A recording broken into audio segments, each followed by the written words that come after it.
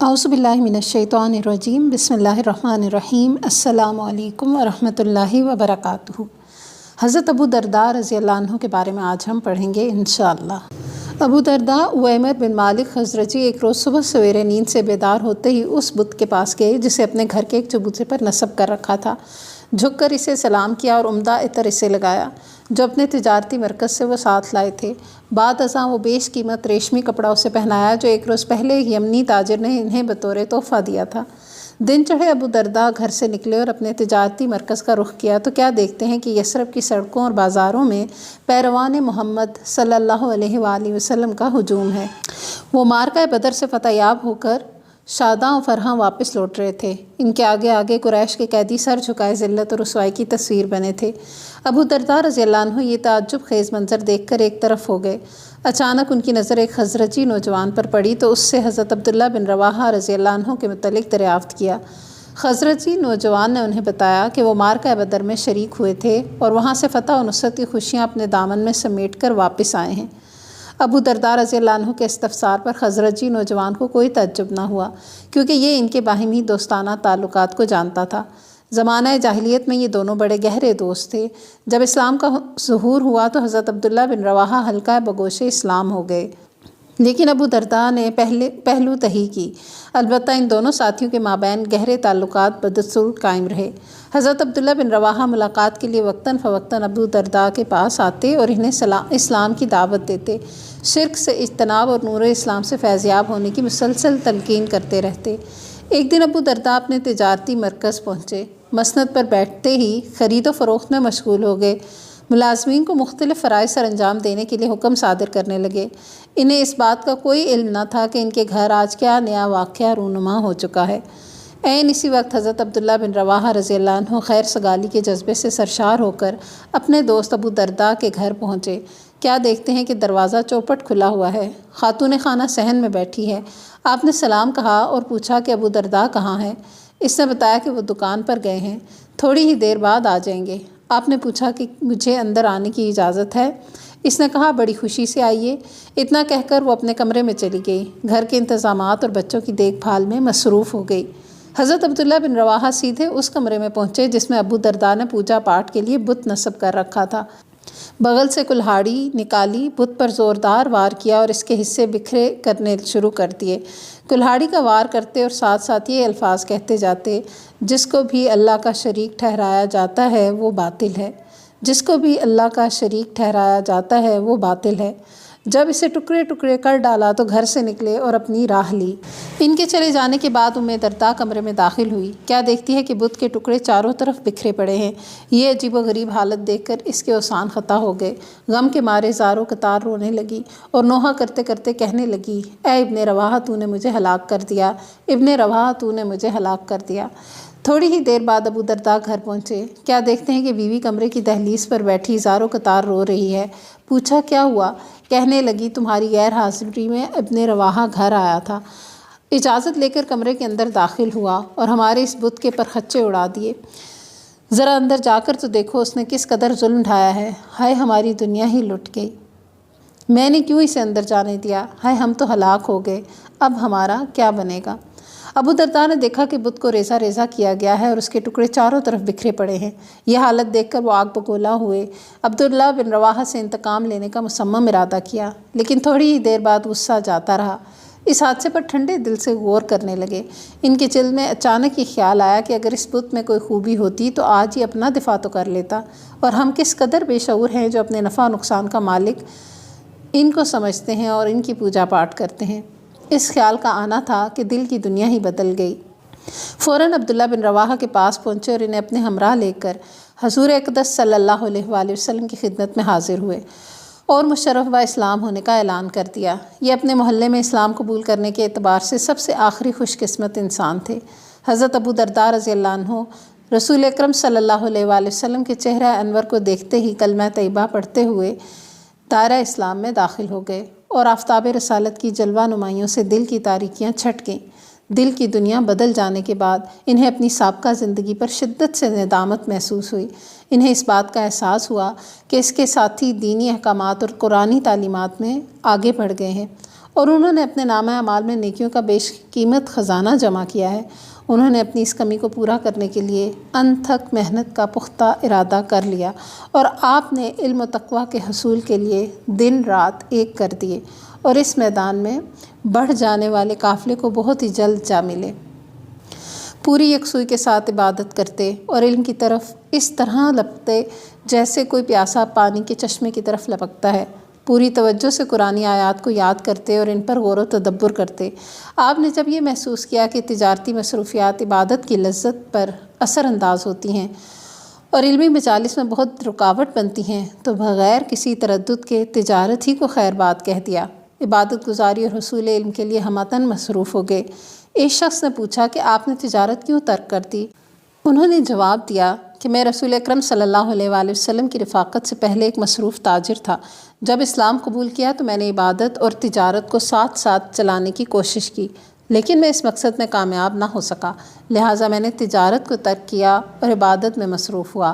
مجھے قسم ہے اس ذات کی جس کے قبضے میں میری جان ہے، اب تو مجھے یہ بھی پسند نہیں کہ مسجد کے دروازے پر میری دکان ہو اور باجماعت میری کوئی نماز بھی فوت ہو اور میں خرید و فروخت کروں اور روز مجھے 300 دینار نفع ہو۔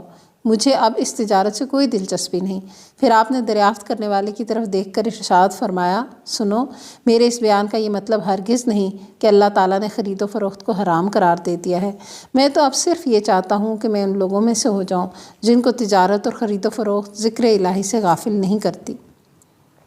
حضرت ابو درداء رضی اللہ عنہ نے صرف تجارت ہی کو ترک نہیں کیا بلکہ ہر قسم کی زیب و زینت ترک کر دی، اور صرف اتنے ہی کھانے پر اکتفا کرتے جس سے کمر سیدھی رہے، اور کھردرا کپڑا صرف اتنی ہی مقدار میں پہنتے جو جسم کو ڈھانپ سکے۔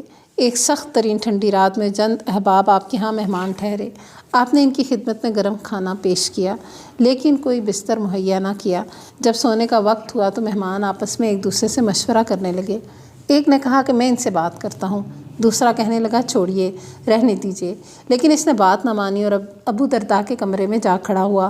کیا دیکھتا ہے کہ ابو درداء لیٹے ہوئے ہیں اور ان کی بیوی پاس بیٹھی ہے، صرف ایک ہلکی سی چادر اوڑھ رکھی ہے جو نہ سردی روکتی ہے نہ گرمی۔ اس نے ابو درداء سے پوچھا، کیا آپ کے پاس کوئی لحاف نہیں؟ آپ کا گھریلو سامان کہاں ہے؟ آپ نے فرمایا، ہمارا اصل گھر ایک دوسری جگہ پر واقع ہے، جو بھی سامان ہمیں دستیاب ہوتا ہے ہم فوراً اسے اس گھر کی طرف روانہ کر دیتے ہیں۔ اگر آج اس گھر میں ہمارے پاس کچھ ہوتا تو ضرور آپ کی خدمت میں پیش کر دیتے۔ ہمارے اس گھر کے راستے میں ایک دشوار گزار گھاٹی حائل ہے، اسے عبور کرنے کے لیے ہلکا پھلکا راہی بھاری بھرکم مسافر سے کہیں بہتر رہتا ہے۔ ہم نے سوچا کہ اپنا بوجھ ہلکا کر دیں تاکہ آسانی سے اس دشوار گزار گھاٹی کو عبور کریں۔ پھر آپ نے دریافت کیا، کیا تم میری بات سمجھ گئے ہو؟ اس نے جواب دیا، ہاں، میں بالکل سمجھ گیا ہوں، اللہ تعالیٰ آپ کا حامی و ناصر ہو۔ حضرت عمر بن خطاب رضی اللہ عنہ نے اپنے دور خلافت میں ارادہ کیا کہ ابو درداء رضی اللہ عنہ کو شام کا گورنر بنا دیں۔ انتہائی عزت و اکرام سے اس عہدے کی پیشکش کی، لیکن انہوں نے انکار کر دیا۔ حضرت عمر اصرار کرنے لگے تو فرمایا، امیر المومنین، اگر آپ کو یہ پسند ہے کہ میں اہل شام کو قرآن و سنت کی تعلیم دوں اور انہیں نمازیں پڑھاؤں تو میں بطیب خاطر یہ فریضہ سر انجام دینے کے لیے تیار ہوں۔ یہ بات سن کر حضرت عمر رضی اللہ عنہ نے اپنی رضامندی کا اظہار کر دیا تو آپ عرض شام کے صدر مقام دمشق کی طرف روانہ ہوئے۔ وہاں پہنچ کر پتہ چلا کہ باشندگان دمشق ناز و نعیم کی زندگی بسر کرتے ہیں، آسائش و آرام کے دلدادہ ہیں۔ باشندگان دمشق کی حالت یہ دیکھ کر آپ پریشان ہوئے۔ آپ نے لوگوں کو مسجد میں جمع ہونے کی دعوت دی۔ جب لوگ اکٹھے ہو گئے تو آپ کھڑے ہو کر فرمانے لگے، اے دمشق کے رہنے والوں، تم میرے دینی بھائی ہو اور دشمنوں کے خلاف میرے معاون ہو۔ اے ساکنان دمشق، بھلا میری محبت و مودت اور میری نصیحت قبول کرنے سے تمہیں کیا چیز روکتی ہے؟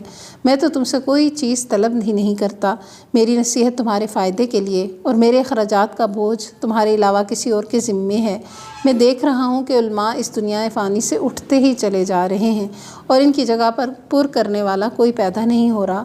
میں یہ دیکھ رہا ہوں کہ تم لوگوں نے اللہ تعالیٰ کی طرف سے ڈالی گئی ذمہ داری کو قبول تو کر لیا، لیکن حقیقتاً اس کے احکام سے انحراف کرتے ہو۔ میں دیکھ رہا ہوں کہ تم اتنا مال جمع کرتے ہو جسے تم کھا نہ سکو گے، اور ایسی امیدیں لے بیٹھتے ہو جنہیں تم پا نہ سکو گے۔ سنو، تم سے پہلے بہت سی قوموں نے بے انتہا مال اکٹھا کیا، اسے دل و جان سے عزیز جانا اور سنبھال کر رکھا، لیکن تھوڑے ہی عرصے کے بعد وہ سارا مال تباہ ہو گیا۔ ان کی تمام امیدوں پر پانی پھر گیا، آبادیاں قبرستانوں میں تبدیل ہو گئیں۔ اے ساکنان دمشق، ذرا تم قوم عاد کو دیکھو، جس کا اپنے دور میں روئے زمین پر رعب و دبدبہ تھا، جس کی اقتصادی حالت نہایت مستحکم تھی، جسے اپنی افرادی قوت پر ناز تھا، لیکن آج اس قوم کا نام و نشان نہیں۔ یہ بات سن کر حاضرین مجلس دھاڑے مار مار کر رونے لگے۔ چیخ و پکار کی دلدوز آوازیں مسجد سے سنائی دینے لگیں۔ اس دن سے حضرت ابو درداء لوگوں کے پاس کثرت سے آنے لگے۔ بعض اوقات آپ بازار میں تشریف لے جاتے، مسئلہ پوچھنے والے کو تسلی بخش جواب دیتے، جاہل کو تعلیم دیتے، غافل کو تنبیہ کرتے اور ہر مناسب موقع کو غنیمت جانتے ہوئے اس سے بھرپور دینی فائدہ اٹھاتے۔ ایک روز آپ کیا دیکھتے ہیں کہ کچھ لوگ ایک شخص کی پٹائی کر رہے ہیں اور گالی دے رہے ہیں۔ آپ نے ان سے دریافت کیا کہ کیا بات ہے؟ انہوں نے بتایا کہ یہ شخص کبیرہ گناہ کا مرتکب ہوا ہے۔ آپ نے فرمایا، بھلا مجھے یہ بتاؤ، اگر یہ شخص کنویں میں گر جاتا تو کیا تم اسے باہر نہ نکالتے؟ سب نے یک زباں ہو کر کہا، کیوں نہیں۔ آپ نے فرمایا، اسے گالی نہ دو اور نہ اسے مارو، بلکہ اسے نصیحت کرو اور صحیح راستہ دکھاؤ، اور خدا کا شکر ادا کرو جس نے تمہیں اس جیسے گناہ سے محفوظ رکھا ہے۔ ان لوگوں نے آپ سے پوچھا، کیا آپ کو یہ شخص برا نہیں لگتا؟ آپ نے فرمایا، میں اس کے برے فعل کو ناپسند کرتا ہوں، ہاں اگر یہ توبہ کر لے تو یہ میرا دینی بھائی ہے۔ آپ کی یہ بات سن کر وہ شخص زار و قطار رونے لگا اور برسر عام اس نے توبہ کا اعلان کر دیا۔ ایک نوجوان نے حضرت ابو درداء رضی اللہ عنہ کی خدمت میں عرض کی کہ مجھے نصیحت کیجیے۔ آپ نے فرمایا، بیٹے تم اللہ تعالیٰ کو خوشحالی میں یاد کرو، وہ تمہیں تنگ دستی میں یاد رکھے گا۔ بیٹے تم اپنی زندگی میں عالم یا متعلم یا پھر علمی مجلس سے استفادہ کرنے والے بن کر رہنا، کوئی چوتھی صورت اختیار نہ کرنا، ورنہ تباہ و برباد ہو جاؤ گے۔ بیٹا مسجد کو اپنا گھر سمجھنا۔ میں نے رسول اللہ صلی اللہ علیہ وآلہ وسلم سے سنا ہے، آپ فرمایا کرتے تھے کہ مسجد ہر متقی انسان کا گھر ہے۔ جو شخص مسجد کو اپنا گھر بنا لیتا ہے، اللہ تعالیٰ نے اس کے لیے خوشحالی، رحمت و برکت اور پل صراط سے بخیر و عافیت گزر کر جنت میں داخل ہونے کی ضمانت دی ہے۔ ایک روز آپ بازار سے گزر رہے تھے۔ آپ نے دیکھا کہ چند نوجوان بازار میں بیٹھے آپس میں گفتگو کر رہے ہیں اور راہ گیروں کو کنکھیوں سے دیکھتے بھی ہیں۔ آپ نے انہیں تلقین کرتے ہوئے فرمایا، میرے بیٹو، مسلمان کا گھر اس کا قلعہ ہوتا ہے، اس میں وہ اپنی ذات اور نگاہ کو محفوظ رکھتا ہے۔ بازاروں میں بلا وجہ نہ بیٹھا کرو، یہ بیٹھک انسانوں کو غافل کر دیتی ہے اور اس کے کردار کو زبردست نقصان پہنچاتی ہے۔ دمشق میں قیام کے دوران حضرت امیر معاویہ رضی اللہ عنہ نے اپنے بیٹے کے لیے حضرت ابو درداء رضی اللہ عنہ سے ان کی بیٹی درداء کا رشتہ طلب کیا۔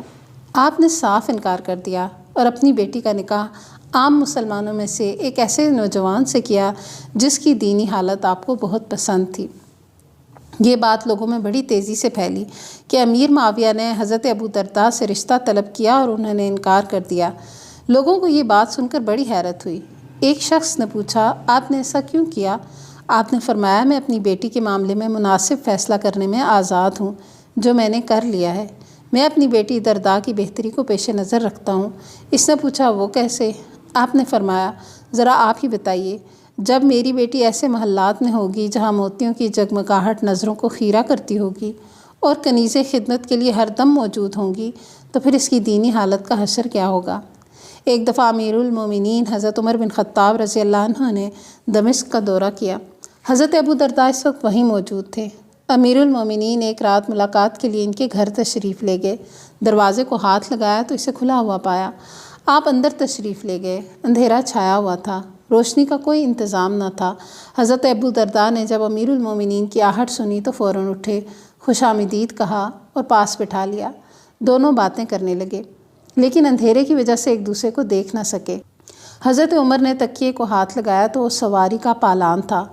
بستر ٹٹولا تو وہاں کنکریاں بچھی تھیں۔ چادر کو ہاتھ لگایا تو وہ اتنی باریک تھی کہ دمشق کی سردی کو قطعاً نہ روک سکتی تھی۔ امیر المومنین رضی اللہ عنہ نے یہ صورتحال دیکھی تو فرمایا، اللہ آپ پر رحم فرمائے، یہ کیا حال کیا؟ کیا میں نے آپ کے لیے بہتر انتظامات نہیں کیے تھے؟ ابو درداء رضی اللہ عنہ نے جواب دیا، امیر المومنین، کیا آپ کو وہ حدیث یاد ہے جو ایک موقع پر آپ صلی اللہ علیہ وآلہ وسلم نے ہمیں بتائی تھی؟ آپ نے پوچھا، وہ کون سی؟ فرمایا کیا رسول اکرم صلی اللہ علیہ وآلہ وسلم نے یہ نہیں فرمایا تھا کہ تمہارے پاس دنیا کا صرف اتنا مال ہونا چاہیے جتنا مسافر کے پاس ذات راہ ہوتا ہے؟ حضرت عمر رضی اللہ عنہ نے فرمایا ہاں۔ آپ نے فرمایا اے امیر المومنین، اس کے بعد ہم نے کیا کیا؟ حضرت عمر رضی اللہ عنہ یہ بات سن کر ہزاروں قطار رونے لگے اور آپ کے ساتھ ابو درداء بھی رونے لگے۔ دونوں عظیم الشان صحابی ساری رات روئے یہاں تک کہ صبح ہو گئی۔ حضرت ابو درداء رضی اللہ عنہ دمشق میں قیام کے دوران مسلسل لوگوں کو واعظ و نصیحت کرتے رہے اور انہیں کتاب و حکمت کی تعلیم دیتے رہے، یہاں تک کہ آپ کا آخری وقت آ گیا۔ جب آپ مرض الموت میں مبتلا ہوئے تو آپ کے ساتھی پوچھنے لگے ابو درداء آپ کو کیا شکوہ ہے؟ فرمایا اپنے گناہوں کا۔ انہوں نے پوچھا کیا آپ کچھ چاہتے ہیں؟ فرمایا اپنے رب سے معافی۔ پھر آپ نے اپنے ارد گرد بیٹھنے والوں سے کہا میرے پاس لا الہ الا اللہ محمد الرسول اللہ کا ورد کرو۔ آپ بھی لگاتار کلمہ طیبہ کا ورد کرتے رہے یہاں تک کہ آپ کی پاکیزہ روح قفس عنصری سے پرواز کر گئی۔ انا للہ و انا الیہ راجعون۔ جب حضرت ابو درداء رضی اللہ عنہ اللہ کو پیارے ہو گئے تو حضرت عوف بن مالک اشجعی رضی اللہ عنہ نے خواب میں دیکھا۔ کیا دیکھتے ہیں کہ ایک سرسبز و شاداب بہت بڑا وسیع میدان ہے، اس میں چمڑے کا بنا ہوا ایک قبہ ہے، اس کے ارد گرد نہایت خوبصورت اور صحت مند بکریاں چر رہی ہیں۔ آپ نے پوچھا یہ سب کس کا ہے؟ آپ کو بتایا گیا کہ یہ مال حضرت عبد الرحمن بن عوف کا ہے۔ اتنے میں حضرت عبد الرحمن بن عوف خود بھی اس قبہ میں نمودار ہوئے اور فرمایا اے ابن مالک، یہ سب کچھ ہمیں اللہ تعالیٰ نے قرآن مجید پر عمل کرنے کی وجہ سے عطا کیا ہے۔ اگر تم اس راستے کی طرف دیکھو تو تمہیں وہ کچھ نظر آئے گا جو تم نے کبھی نہ دیکھا ہوگا، کبھی تمہارے کانوں نے ان کے نام تک نہ سنے ہوں گے اور کبھی تمہارے دل میں بھی خیال نہ آیا ہوگا۔ حضرت عوف بن مالک اشجعی نے دریافت کیا اے ابو محمد یہ سب کس کا ہے؟ انہوں نے بتایا کہ یہ سب کچھ اللہ تعالیٰ نے ابو درداء کے لیے تیار کیا ہے۔ یہ مال و متاع مختلف قسم کی نعمتیں اور رعنائیاں انہی کے لیے ہیں کیونکہ وہ دنیا میں محض آخرت کے لیے ان راحتوں کو اپنے دونوں ہاتھوں اور سینے کے زور سے مسلسل پیچھے دھکیلتے رہے۔ اللہ تعالیٰ حضرت ابو درداء رضی اللہ عنہ کے درجات بلند فرمائے۔ وآخر دعوانا ان الحمد للہ رب العالمین۔ سبحانک اللہم و بحمدک نشہد ان لا الہ الا انت نستغفرک و نتوب الیک۔ والسلام علیکم ورحمۃ اللہ وبرکاتہ۔